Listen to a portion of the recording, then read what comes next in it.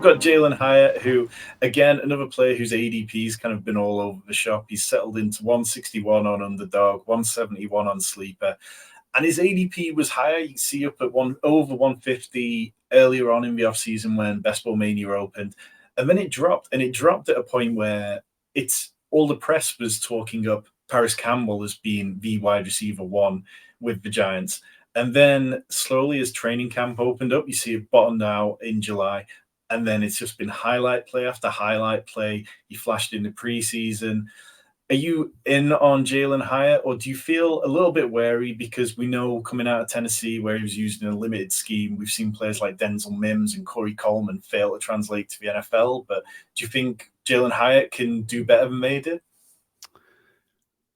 First, the number one wide receiver on the Giants is Darren Waller. I think we've seen that in the only action. And you know this, I've been drafting Darren Waller all summer. And now that he's maybe going to finish as like the tight end 3 in drafts by the end of this draft cycle is pretty amazing. But he is the movable chess piece. He is the one that you can isolate against a player on defense, whether it be a smaller corner, a bigger corner, safety, linebacker, whatever.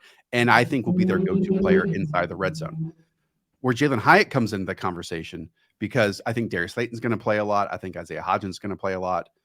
But Mike Kafka, Brian Daboll are incredible at their jobs. And this is one of those fantasy conversations that gets me really excited, because so often, and it's makes sense, it's all we can look at.